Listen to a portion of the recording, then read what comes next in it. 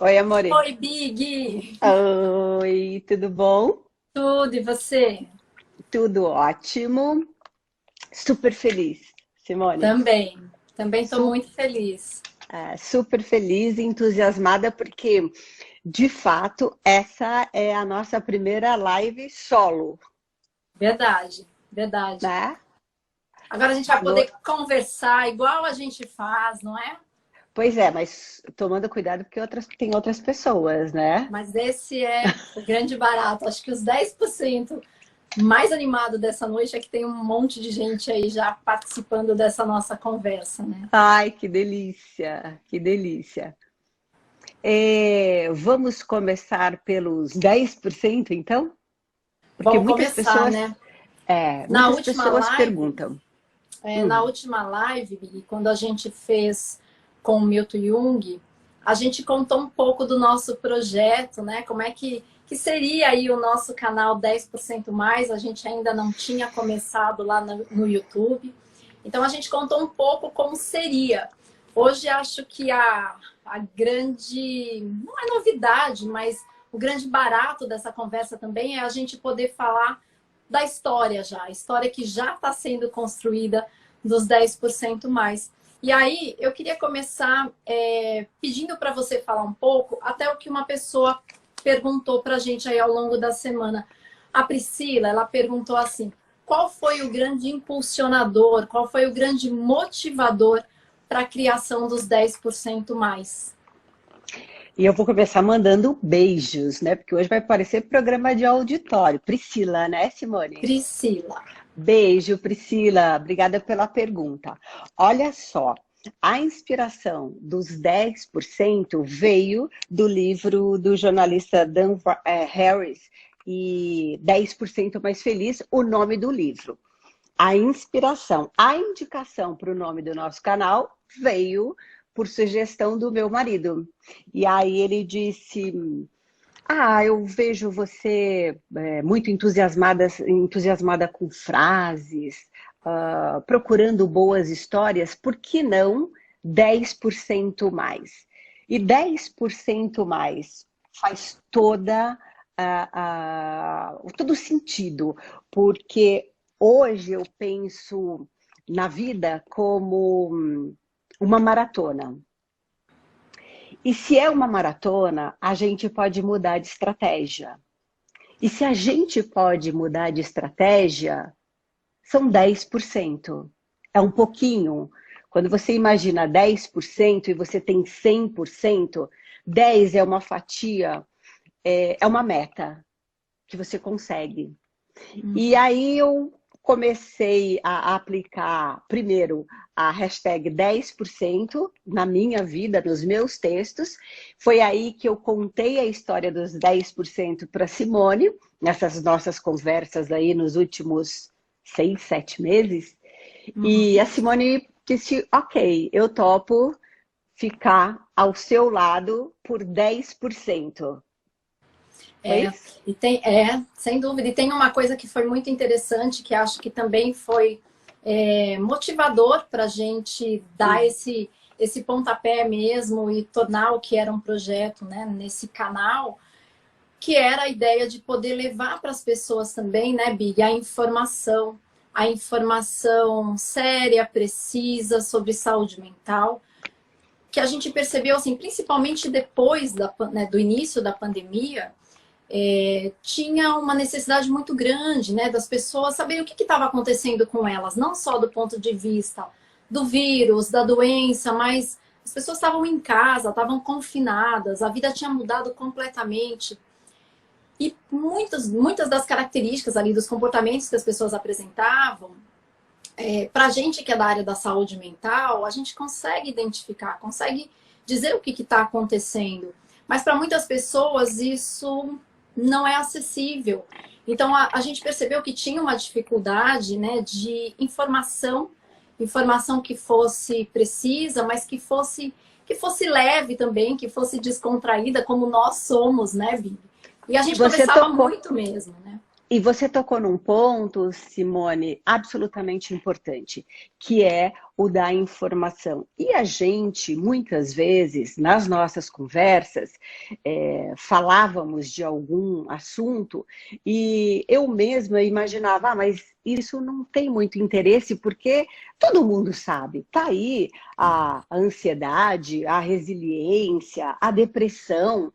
E foi uma surpresa. Infelizmente, tem gente hoje que não sabe o que é depressão. E a grande maioria, né, Big? Porque quando a gente prepara ali, né, os nossos materiais mais técnicos, digamos assim, a gente fica bem, bem assustado com os números, né? Por exemplo, a depressão que você falou, poxa, no mundo todo é muita gente, né? 320 milhões de pessoas que sofrem com isso. A gente até já trouxe esses dados, né, em outros momentos, lá nos nossos vídeos também. Mas 10% da população tem acesso. Então, a gente vê que poucas pessoas têm acesso a tratamento. No nosso país, isso também é muito evidente, né? E falar, saber, conhecer é o primeiro passo para as pessoas buscarem o tratamento, buscarem ajuda. Então, a ideia, né, acho que aí o grande motivador foi esse, que a gente pudesse levar essa informação de maneira descontraída, mas também desconstruída, que as pessoas entendessem que muitas coisas que acontecem com elas acontecem com muita gente e tem jeito, né? Big, vamos mandar um beijo. Tem algumas pessoas passando por aqui, ó. Já vi o Teco por aí, o Rico, Marina. Olha, tem muita gente passando por aqui. Oba. E vamos aproveitar, né? Hoje é dia dos professores, Big. Sabe o que a gente podia fazer? Eu, como boa professora que sou, professora adora fazer chamada, né? Eu ia te dar os parabéns. Professores, se inscrevam.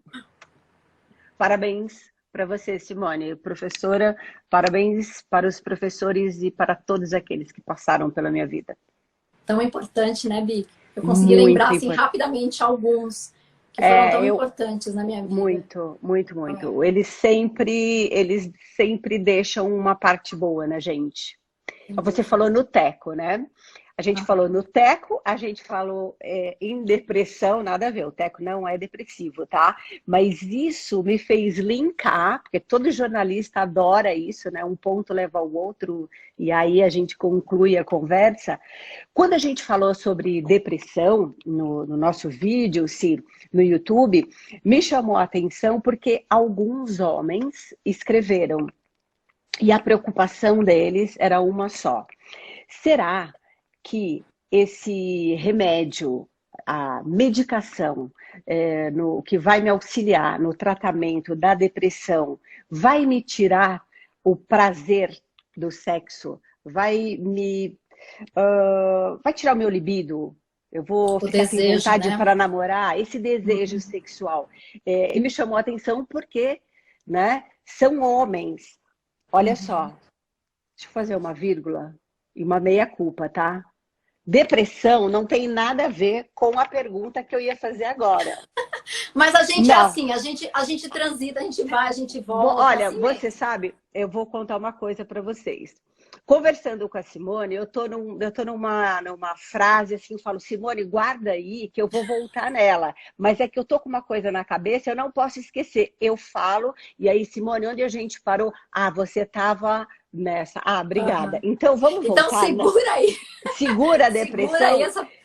Segura a depressão. Mas deixa eu falar um pouquinho, Big, dessa questão da medicação. Ela é uma coisa que realmente, não só os homens, as mulheres também se preocupam com essa questão da redução do desejo, que a gente chama de libido, né? Pois é. Quando se toma medicação. E tem isso, Simone? Então, eu conversei com alguns médicos. Vou mandar um beijo especial para o Renan Domingues, que é meu marido e me auxilia aí também nas questões médicas. E a gente estava conversando, assim, que essa parte da medicação são os médicos mesmo quem podem responder melhor. E ele estava me explicando que, assim, existem várias medicações e algumas podem, de fato, causar ali uma alteração na libido. Mas existem outras que não.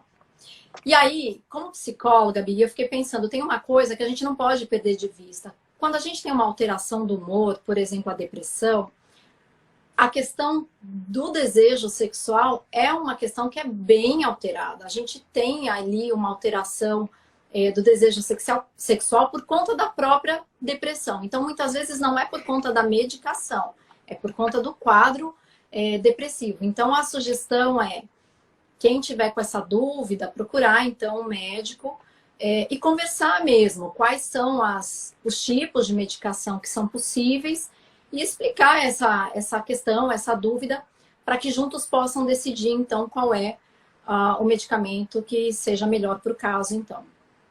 E uma coisa que a gente tinha conversado também é a necessidade, né, de 10% de paciência, porque nem sempre você vai se dar bem com a primeira indicação. Do remédio, da medicação. Então, você, aí em parceria com o seu médico, vocês vão chegar num acordo, tenho certeza. Isso. Tô louca para entrar no assunto aqui, que eu desenrolei e não fui. Vamos lá? Ô, Big, deixa só eu falar uma coisa. Fala. Já são agora 19 horas e 12 minutos. Eu brinquei que eu ia fazer chamada, teve um pessoal aí, ó, adorei. O pessoal começou, eu, presente. Né? O pessoal que tá presente aqui, um beijão para todo mundo. Eu não tô conseguindo acompanhar, gente, 10% de paciência com a minha dificuldade aqui com a tecnologia, mas eu tô conseguindo olhar alguns aqui. Mas a minha chamada era quem já se inscreveu no nosso canal, lá no YouTube. A gente toda semana, toda quinta-feira às 19, hoje não tem vídeo novo porque a gente está ao vivo aqui, mas toda quinta-feira às 19 horas sobe um vídeo novo sobre saúde mental, sobre comportamento.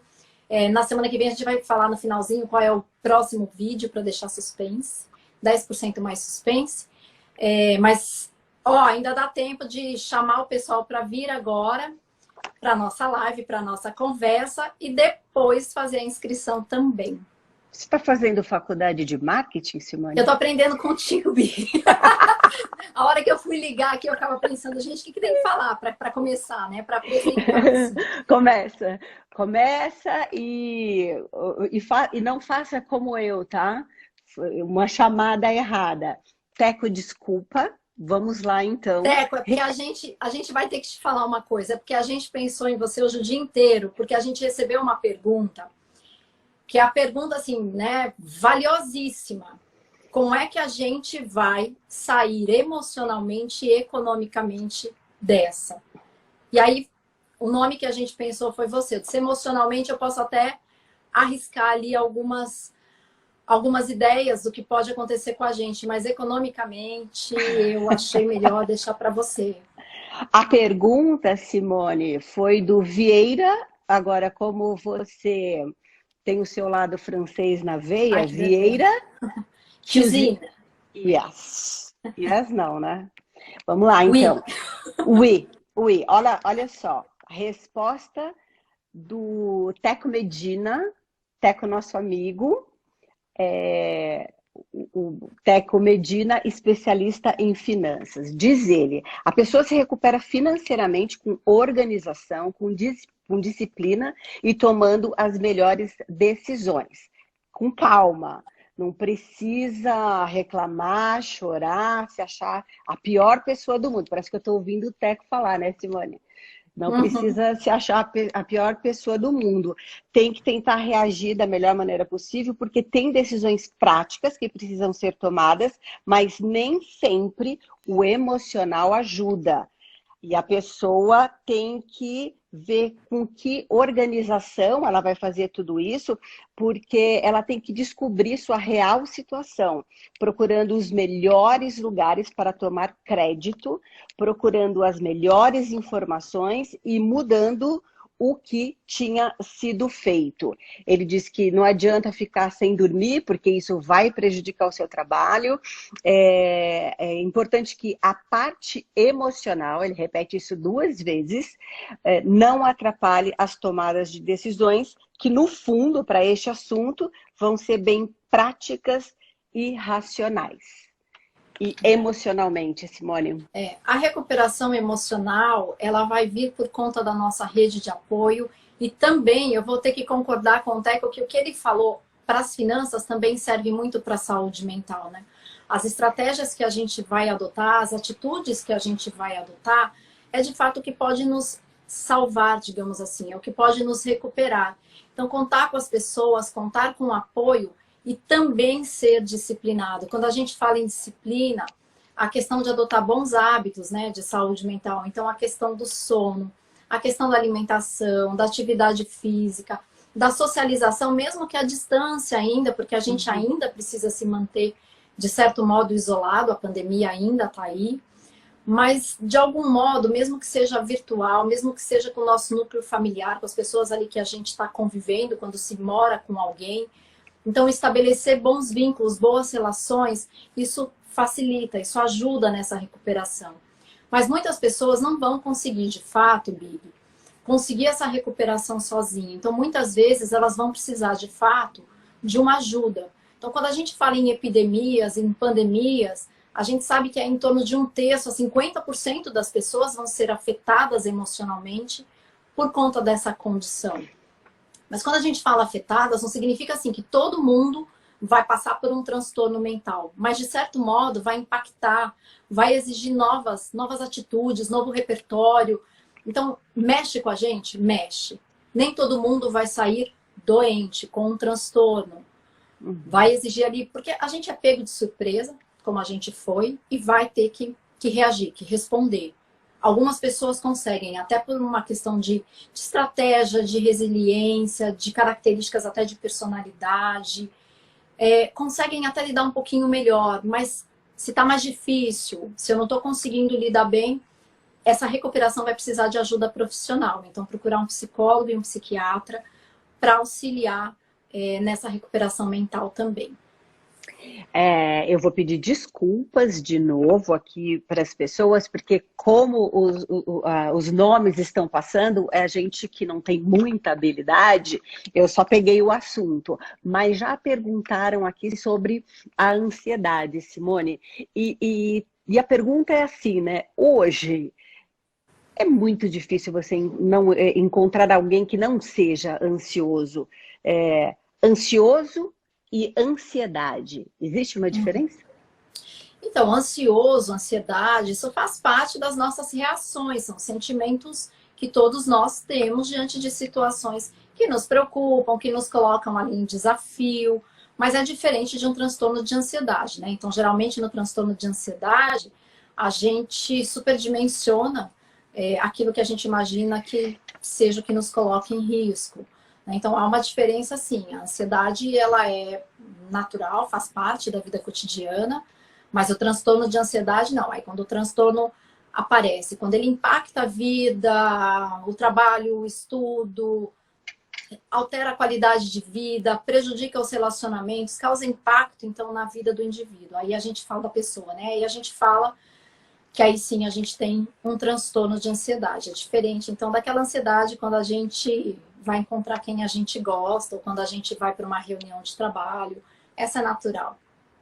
A gente que eu digo nós duas, né? Nesses últimos tempos a gente tem feito alguns planos juntas e tem caminhado lado a lado. Metas, Simone, ajuda a gente a ter um propósito?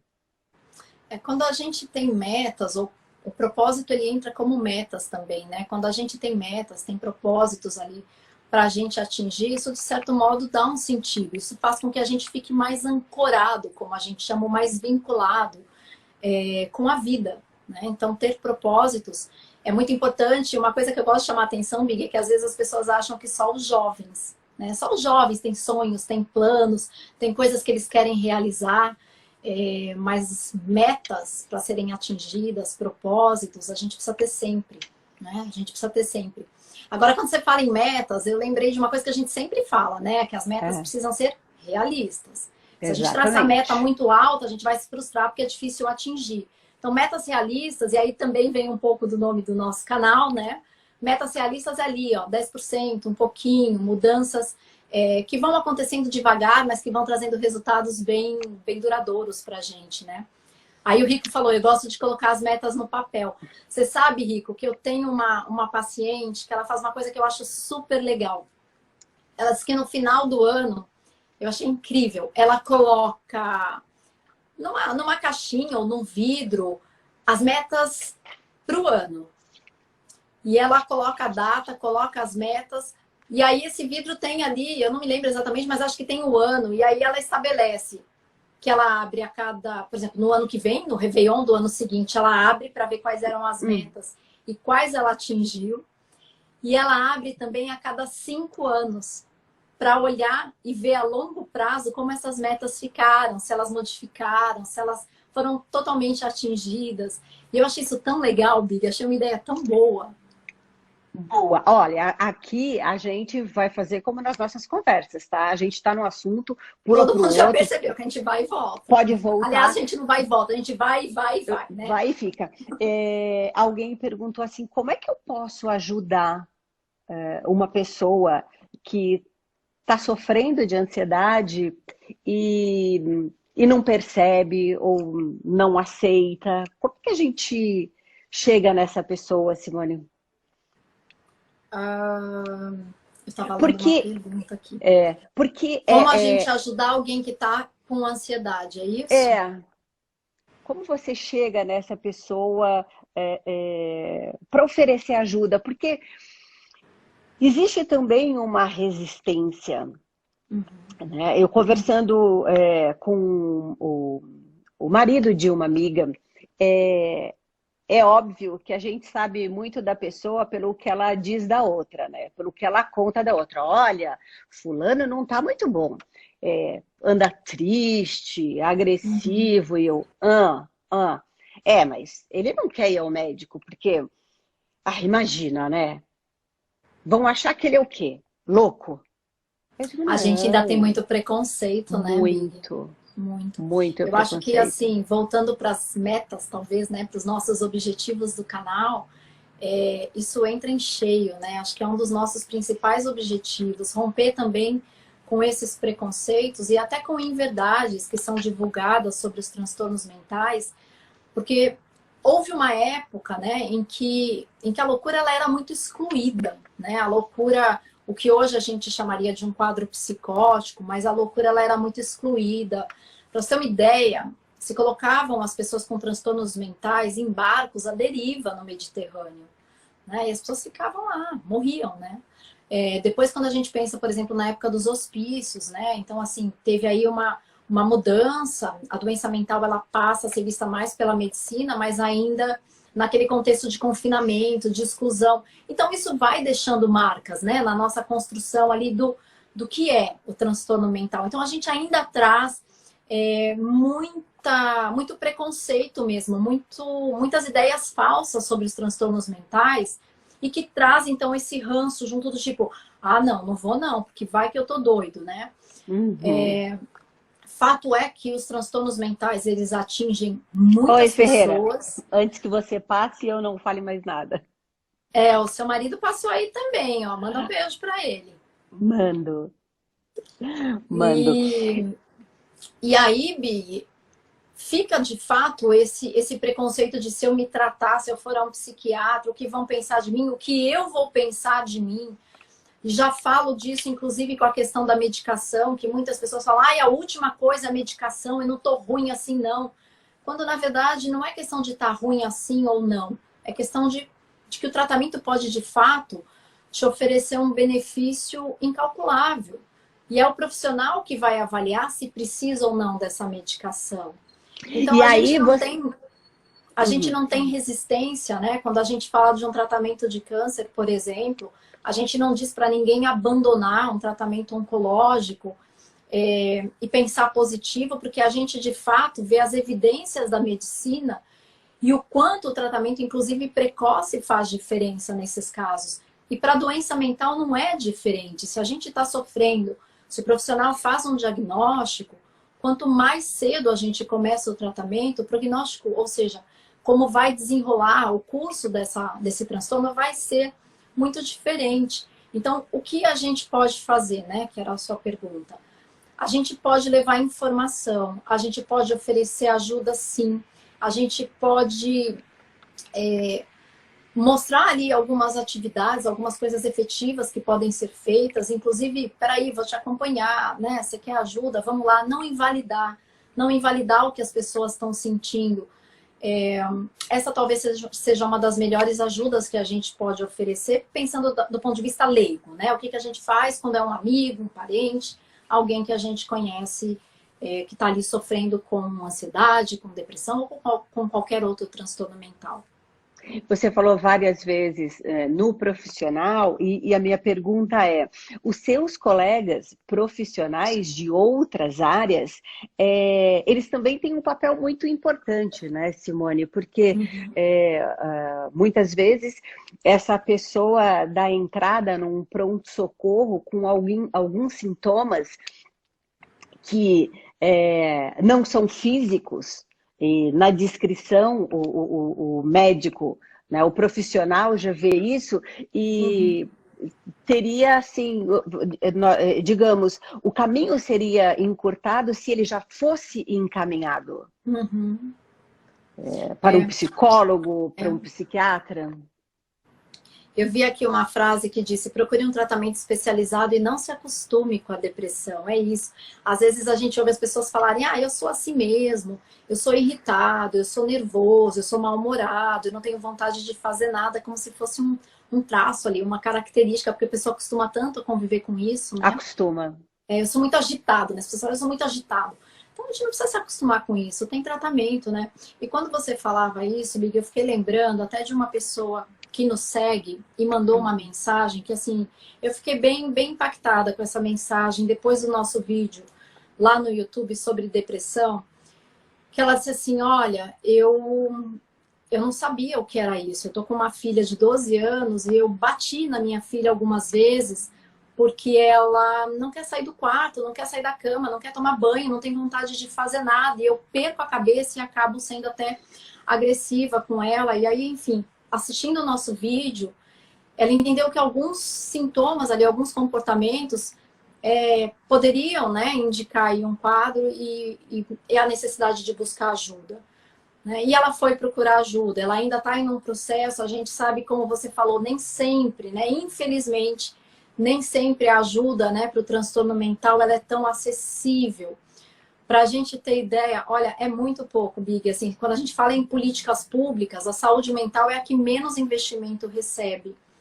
Então, é difícil, a gente sabe, no serviço público, inclusive a peregrinação é assim, a pessoa tem que ir para uma UBS, aí o clínico geral vai avaliar se tem indicação para o tratamento, para encaminhar para o especialista, que não é na UBS, e para o CAPS também, né, que é um serviço bem especializado, de atendimento psicossocial, mas assim, não, a pessoa chegar ali e expressar o que ela está sentindo e ser atendida ainda não é uma realidade, infelizmente. Por isso que eu falei que às vezes é uma peregrinação mesmo. Né? Mas é isso, quanto mais informação, mais as pessoas vão buscando também. Né? E mais vão exigindo também dos profissionais. Né? Se eu chego com uma queixa, claro, é o profissional que vai avaliar se aquilo se enquadra dentro de algum transtorno. Mas a gente não pode desprezar a queixa, né? A gente não pode desprezar a queixa, o sofrimento. Eu estava pensando, enquanto você dizia isso, que se investe muito pouco, depois de tudo que a gente está passando, né? Desse período, e não precisa esperar passar tudo isso, porque a gente já tem conhecimento do que está acontecendo com a saúde mental das pessoas, isso vai ter que ser mudado. Vai ter que ser revisto, não, Simone? Sem dúvida. Sem dúvida. Mas em países mais pobres, né, Big, ainda tem aquela coisa de puxa um pouquinho daqui e descobre dali, né? Então a gente sabe que ainda os investimentos são muito escassos, mas dados assim, do mundo todo, tá? Assim, a saúde mental ela ainda é muito negligenciada em termos de verbas, de investimento. Mas acho que vai cada vez mais haver essa exigência. Falando desse momento, a Selma perguntou, Simone, e como reagir quando, em meio à pandemia, somos acometidos com luto por causa da Covid-19? O luto é um processo, né, Big? O luto ele não é sinônimo de depressão, ele pode, né, acabar desencadeando uma depressão. A gente sabe que os eventos mais críticos da vida, como a perda de um ente querido ou a perda de trabalho, por exemplo, eles podem favorecer, aumentar o risco, digamos assim, para um quadro depressivo, né? Mas o luto não é sinônimo de depressão, é um momento crítico de sofrimento intenso, de tristeza. Olha, Selma, contar com apoio nesse momento das pessoas com as quais você se relaciona, com seus familiares, com seus amigos. A gente fala muito da rede de apoio, Big, porque assim, esse apoio, né, esse apoio social, esse apoio familiar, o apoio da comunidade, quando era possível fisicamente, né, mas agora até de forma virtual, ele é muito importante para a gente manter esse equilíbrio mental. É muito importante. Então, procura o apoio das pessoas com as quais você pode contar, porque o luto é isso. É um momento que a gente vai passar da perda e ele vai, de fato, trazer sofrimento, tristeza, e é um pouquinho por dia. Selma, obrigada a você por escrever pra gente. Que tudo fique bem, que você tenha 10% de fé, porque isso passa. Pode contar com a gente. Bom, ó, Adriana Reide, a minha amiga. Eu ia trazer, acho que a pergunta dela. Olha que sintonia. Uau! Diz. É aquela até que ponto nossas atitudes são responsáveis pela nossa saúde mental? É essa? Eu ia te falar essa agora mesmo. Vamos lá? E até que ponto, essa foi uma Simone? Pergunta também muito, muito boa, viu, Adriana? Obrigada. Até que ponto nossas atitudes? As coisas que a gente faz, elas são muito importantes para a nossa saúde mental. Então, se a gente for pensar quais são as coisas que fogem um pouco do nosso controle quando a gente pensa na nossa responsabilidade por cuidar da nossa saúde mental. A genética, mas a gente sabe que é uma parcela, né? Então, ter ali um parente próximo que tenha um transtorno mental aumenta ali a probabilidade, mas não significa que a gente vai ter um transtorno mental. E também outros fatores que nos tornam mais vulneráveis. A gente sabe que as dificuldades econômicas, a gente sabe que as perdas, como a gente falou, né? Então, a perda de um ente querido, a perda do emprego, a doença, a morte. Então, são condições que nos tornam, então, mais vulneráveis para ter aí uma alteração que independe, digamos assim, da nossa responsabilidade ali. Mas quando a gente fala, será que a gente é responsável pela nossa saúde mental? A gente é sim. Existem várias coisas que a gente pode fazer que direcionam o nosso comportamento, então, na busca por uma atitude mais saudável para nossa mente também. Né? Não é só para o físico. Então, se a gente faz atividade física, se a gente se alimenta bem, se a gente dorme uma quantidade de horas ali necessárias para a gente se restabelecer fisicamente também, com a saúde mental não é diferente. Então, alguns hábitos, como manter uma rotina de atividade. Então, atividades, não só as atividades de trabalho e de estudo, mas atividades de lazer, hobbies. A gente sempre fala muito isso, sabe, Bibi, com os pacientes, principalmente quando as pessoas estão mais desanimadas, a gente diz assim, vamos pensar que atividade que você gosta de fazer ou gostava de fazer para retomar um pouco, porque isso também dá sentido. Eu, por exemplo, eu gosto muito de cozinhar, especialmente doces. Quem acompanha a gente aí no Instagram vê que aos finais de semana, às vezes eu coloco ali umas coisinhas que eu gosto de fazer. Você gosta de fazer o quê, Big? Assim, de hobby, de atividade de lazer? Eu gostava de viajar quando eu podia. Pois é. Eu gosto de cozinhar. Eu não cozinho tão bem quanto você, mas... A propaganda enganosa. A Irina está dizendo que adora fazer esteira. O Rick, não preciso dizer que ele adora comer doces. Ele faz uma palha italiana maravilhosa. Oba. Maravilhosa. A Camila gosta de ler, o Ferreira fazer compras, o Rick viajar. É isso, tá vendo? Não tem uma fórmula. Aham. Eu falo, gente, não adianta a gente falar assim, ah, passa o seu tempo livre fazendo, sei lá, palavras cruzadas. Se a pessoa não gosta, aquilo vai ser um horror. Então a gente tem que procurar uma atividade que a gente goste, que seja prazeroso, que seja divertido. Então essa é uma atividade que precisa ser incluída Mas também não, na nossa eles rotina. tem alguém, duas pessoas já perguntaram, mas não tem nada específico para você fazer. É buscar algo que te dê prazer. Sim. E aí, nesse rol de coisas que a gente pode fazer pela saúde mental, a gente sabe que a atividade física, aí eu não diria nem que entra meio como lazer e hobby, não. Porque eu sei que tem muita gente que gosta mesmo e faz ali por lazer, mas precisa ser feito por quê? Porque alguns estudos mostram que como uma atividade complementar, a Uhum. atividade física, ela potencializa os benefícios do tratamento. Então, pela liberação de endorfinas, de substâncias, então, que são liberadas no nosso corpo durante a atividade física, isso melhora o humor, reduz a ansiedade. Então, incluir atividade física, incluir atividades de lazer, socialização. Talvez por isso, Bibi, que nessa fase de pandemia a gente fique tão assim impactado emocionalmente, porque eu volto a falar, a socialização ela é muito importante para nós, muito importante, né? Esse convívio, essa troca de ideias. Então isso também é muito importante. E se tem ali uma dificuldade, volta a falar, às vezes a gente se esforça, tenta, faz coisas, muda a rotina, né? Procura ter ali um equilíbrio, um momento, sei lá, de meditação para alguns, de oração para outros, de relaxamento, de atividade física, de rotina até no estudo, no trabalho. E ainda assim, está tendo uma dificuldade, vale a pena procurar. Acho que a nossa responsabilidade também está na busca por um tratamento que possa nos oferecer uma melhora na saúde mental também. Olha, estou anotando várias dicas aqui, sabia? Tem tudo, leitura, tem praia, tem esteira. E alguém escreveu, será que ajuda você cortar notícia ruim, muita internet? E aí eu já emendo.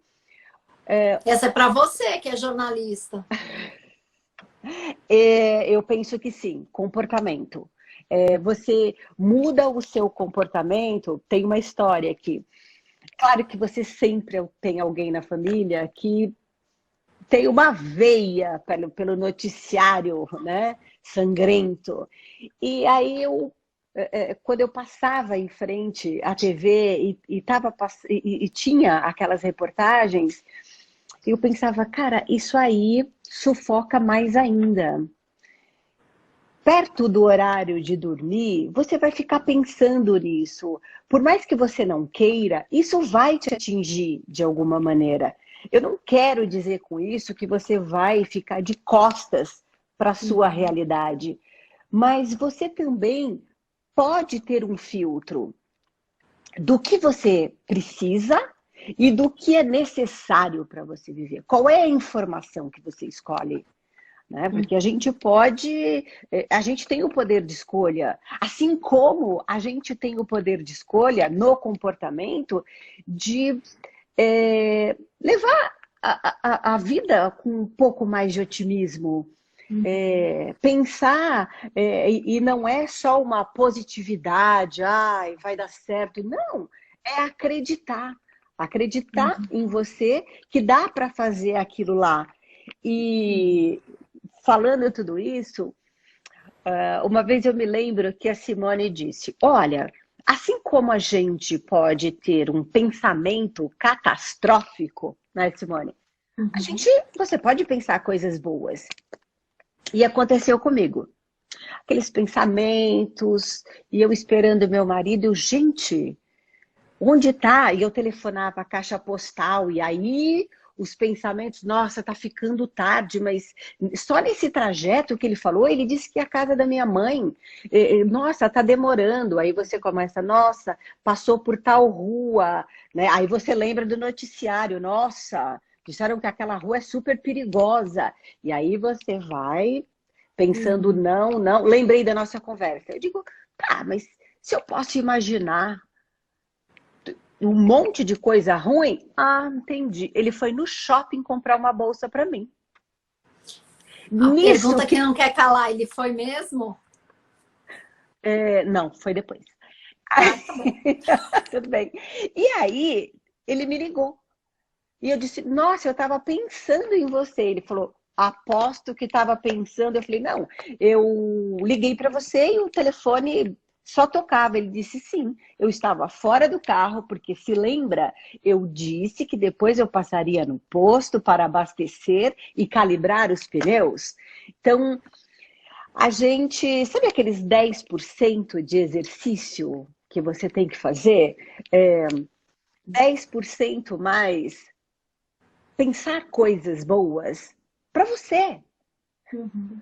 para você não sofrer, porque é uma descarga. Claro que depois tudo, tudo fica bem. Mas se a gente pensar um pouco, se a gente recuar, tá, 10%, tá, 10% menos enrolação aqui, Simone. Não, mas eu Vamos. ia completar, eu estava esperando você terminar. Mas olha, Big, isso é muito importante, né? A gente não fala, vamos pensar sempre positivo, que a vida é maravilhosa, o mundo é cor-de-rosa. Não é isso. Mas tem uma coisa que é importante, é fato, né? O pensamento, ele não faz as coisas acontecerem. No sentido de, sei lá, se eu entro... Eu sempre dou esse exemplo, gente, ele é sempre. As pessoas que me acompanham já sabem disso. Se você entra num quarto que não tem lâmpada e você acende ali, toca no interruptor, a lâmpada não vai acender. Ok. Se você falar assim, não, eu vou pensar bem positivo e essa lâmpada vai acender. Não vai. É nesse sentido que eu falo que o pensamento não torna as coisas reais. Mas quando a gente está mais ansioso, mais preocupado, a gente tem uma tendência mesmo a catastrofizar, a pensar sempre por um viés ali mais negativo, de que algo ruim vai acontecer. E às vezes, Big, você estava numa situação até que ele estava atrasado e te deixou ali preocupada. Mas tem pessoas que se pegam muitas vezes, né, ali deitado na cama na hora de dormir, pensando assim, e se quando eu tiver 70 anos, será que eu ainda vou ter meus filhos por perto? A pessoa tem 40. Então, veja, por que que faz esse pensamento ali, né, catastrófico ou pessimista? Aí eu digo, qual a função desse pensamento? O que que ele ajuda você a se planejar, criar metas, resolver problemas? Às vezes, o pensamento que a gente tem, talvez ajude a gente a falar, peraí, calma, deixa eu pensar aqui, como então criar estratégias diante disso que eu estou pensando para atingir um determinado objetivo. Então, veja, ok, às vezes o nosso pensamento tem ali uma serventia bacana até para resolver os nossos problemas cotidianos. Mas quando é um pensamento que não tem serventia em si, além de preocupar, de deixar a gente ali para baixo, de trazer um sofrimento, é isso mesmo. Se eu posso pensar que está tudo desabando, por que que eu não posso pensar, então, que está tudo sendo construído? Né? Se é só pensamento, é melhor. Quantas vezes você já não olhou para alguém assim que tá com uma cara meio diferente, estranha, e você diz, o que que aconteceu? Não, eu só tô pensando.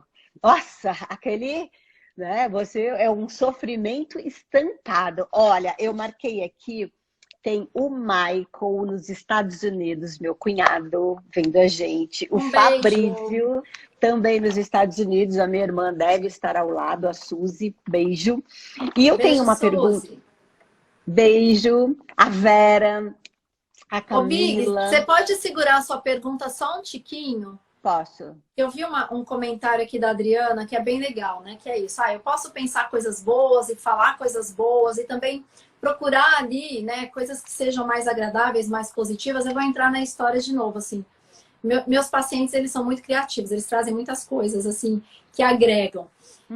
Tem uma paciente que ela tinha muita dificuldade em conseguir olhar para o dia a dia e tirar ali um ponto positivo. Então era assim, poxa vida, mas o carro quebrou, o pneu furou, e aí choveu, e aí a gente começou a trabalhar como dessa situação, que não é ser aquela coisa, ai que bom, o carro, o pneu furou, não é isso.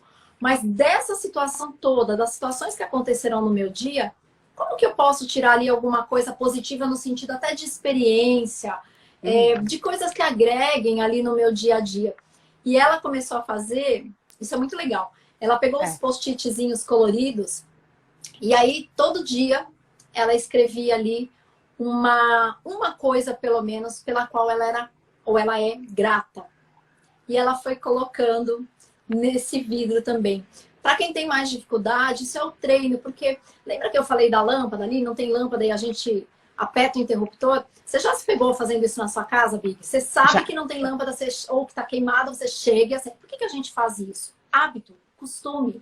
E às vezes a gente está muito acostumado a só olhar para o negativo, a só reclamar, a só ruminar, como a gente fala, né? Aquele mesmo pensamento ali reverberando. E às vezes é possível a gente treinar também, treinar a fazer diferente, treinar, escolher alguma coisa que no nosso dia possa ter sido bacana, possa ser proveitoso. Isso é treino. Treino. Olha, e a gente treina também com os nossos seguidores, dizendo o seguinte: quando é muito amigo, você fala, olha, eu vou fazer uma live. E você tem que entrar. E mais, indica um amigo e fala que você tá lá, porque esse amigo te indicou, né? A Ana, a Gabi entrou e disse, vim por causa da Ana. Obrigada, Ana. Ana, ó, beijo. A gente Beijo. combinou essa tarde. É isso aí. Olha só, o João Braga é um professor de arte e moda, é uma pessoa sensacional, que foi um luxo na minha vida quando eu encontrei. Eu digo que se eu tive um luxo no meu MBA de gestão do luxo, o nome desse luxo é João Braga.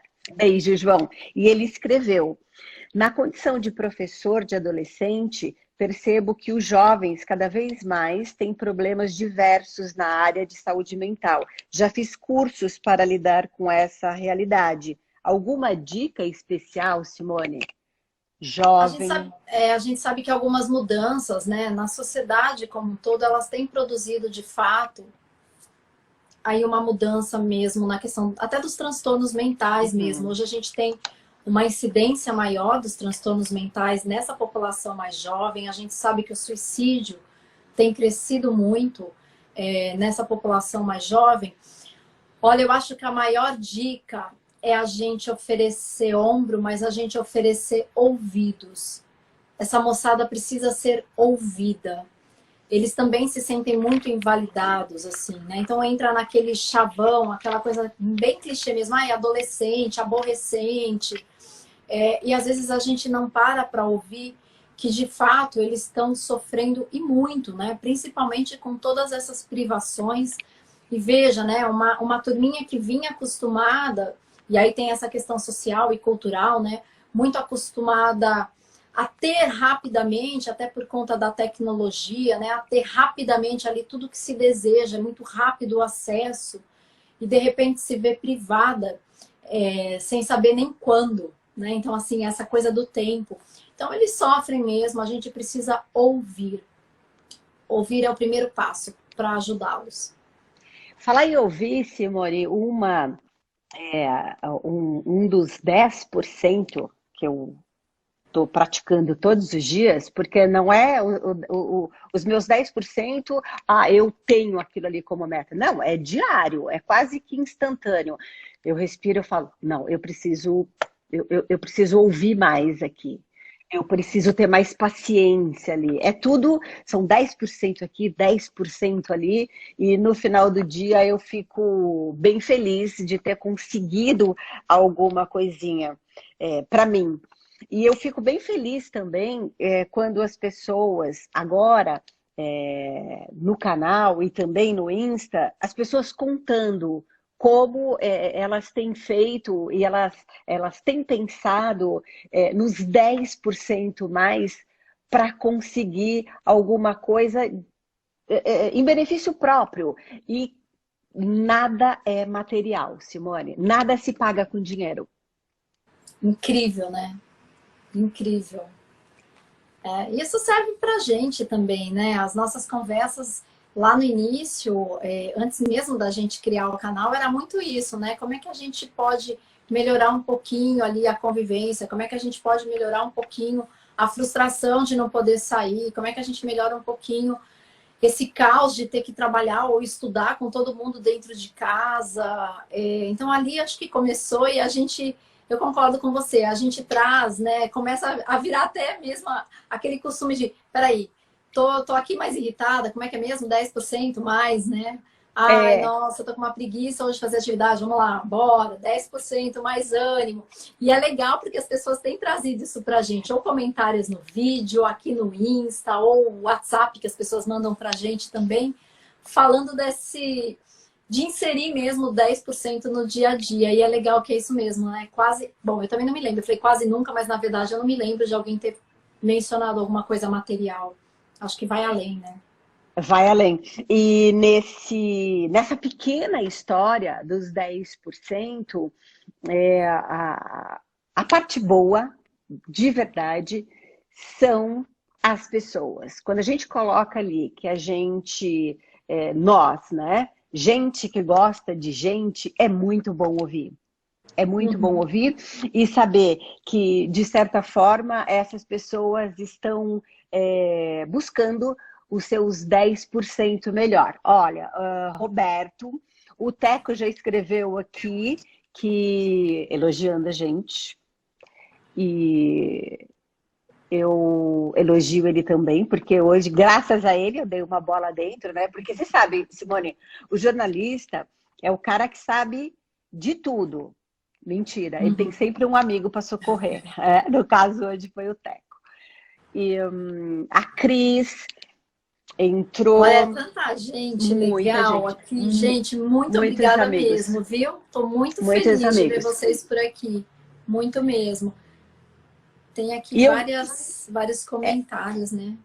várias. É que a gente fica meio perdida, né, Então, Simone? eu tenho que Porque confessar, né, Big, assim, a gente não tem gente, esse, 10%. esse manejo, esse manejo todo para olhar, então paciência, mas eu já quero deixar aqui o meu agradecimento e pedir que vocês, saindo daqui, né, acesse o YouTube e se inscreva.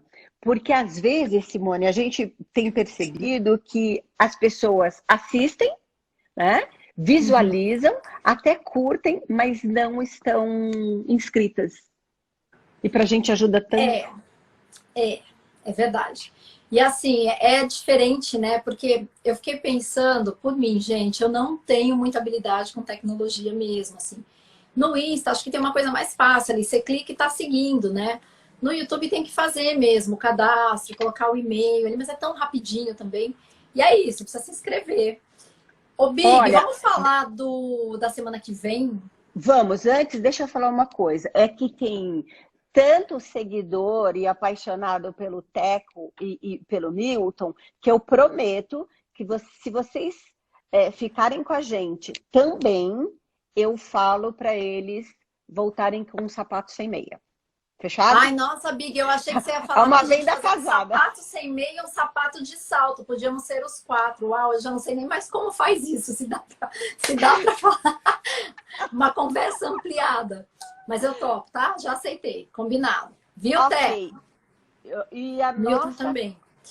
a Vamos nossa falar da semana conversa, que vem, que a gente tá aí com um tempinho já quase, né? São fala você porque eu já 19h54. não me lembro. Qual é Por a que que você não semana se que vem? lembra? Semana que vem? Tá. Memória. Uau! Eu ia dar uma dica Memória? para ver se com pista ia, mas foi, não precisou. É memória? É memória. A gente vai Memória. falar sobre as falhas de memória no envelhecimento, se elas são normais ou se elas são indício de que algo pode estar acontecendo,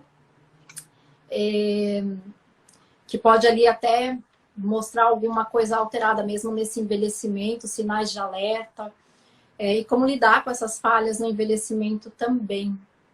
Olha, tem uma outra pergunta aqui do Sérgio.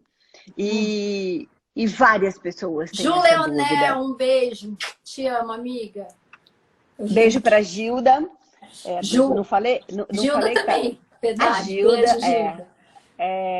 o Fabrício, a Gabi, aqui parece programa de auditório Ai, gente, mesmo. agora é. A Camila, Beijo, Camila, sempre com a gente. seguidora, Obrigada. 001. O Sérgio pergunta, Simone, remédio vicia? Então, a gente, quando vai falar de remédio, é sempre aquele parênteses, assim, né? A melhor explicação para remédio é sempre com o médico, né? O psicólogo não pode prescrever nada, mas a gente sabe falar para orientar sobre essa questão que é um mito, né? É um mito essa questão de que o remédio vicia. Ele vicia se ele for tomado de forma indiscriminada, automedicação. Existem medicações de fato que podem causar dependência e por isso precisam ter um acompanhamento médico. Mas essa história de, se eu tomar um remédio para melhorar a depressão, isso vai me viciar, isso não é verdade, né? Isso acontece até porque as pessoas acabam abandonando o tratamento de forma precoce. Então, vamos imaginar assim, o tratamento é 9 meses a 12 meses. Com 3 meses, a pessoa está ali fazendo uso da medicação, melhora e melhora de forma significativa e diz, tô ótimo e para por conta própria. E aí, o que vai acontecer? Feito o rebote, os sintomas vão voltar e aí a pessoa fica com aquela falsa ideia de que só melhora se estiver tomando a medicação. Então, se fizer ali todo o tratamento, né, acompanhado pelo médico, seguir toda a prescrição, não vai ficar dependente, não. Vai começar, vai ter um período ali de retirada e vai ficar ali um bom período sem os sintomas. Bia, a gente tá quase, hein? A gente tem aí uns 2 minutinhos só. Olha o medo da Simone. É que jornalista... Não, eu tenho que te falar, jornalista é assim, tá faltando 30 segundos e eles abrem uma pauta e conseguem terminar. Psicólogo não, Bia.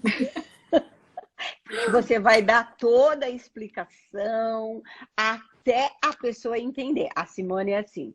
Ela ela é assim, mas é o lado bom. Não é, eu tenho que confessar uma coisa, é que eu tô assim, 10% mais um pouquinho ansiosa, porque assim, a hora que der o tempo aqui, eu tenho que encerrar, salvar, subir o vídeo. Olha, gente, calma, hein? Mas amanhã, já apareceu aqui, 1 minuto e 56 segundos restantes. Amanhã essa live já vai estar no nosso Insta. Eu não vou subir ela agora não, né? Eu vou contar com os meus colaboradores para me ajudar. Uma coisa de cada vez. Essa foi a nossa... Deixa a gente aceitar. Tá, então vamos lá. Mas você tem 1 minuto e 30 segundos para... surgiu encerrar. alguma coisa aqui do Sapato Sem Meia. Eles voltam, os meninos voltam na semana que vem. Enquanto isso, eu vou dizendo, Fabrício, beijo, Rick, te amo demais, mais do que chocolate. Ele fala isso pra mim. Eu vou te falar que eu já roubei uns amigos seus, tá? Que eles começaram a seguir a gente nos 10%, Sandra, eles já são beijo. meus também. Jura? Deixa a pandemia passar, tá, gente? Renan, beijo. É assim, a ideia é que os meus amigos se tornem seus amigos e os seus amigos, meus amigos, a gente vai ter para a gente ter a nossa conversa. Obrigada, gente, pela paciência, pelo carinho. Eu espero todo mundo no YouTube e certamente você tem um amigo para indicar. Simone, 10% obrigada. mais seguidores, gente. Gente, muito obrigada. Adorei a conversa. Big, te amo, querida. Beijo, te amo. Tá? Obrigada por essa conversa. Beijo, tchau, beijo, gente. Ferreira. Tchau, tchau, Rick. Tchau, Camila, Irina, Molina. Beijo, tchau. Vou encerrar. Tchau, tchau. Bye. Beijo.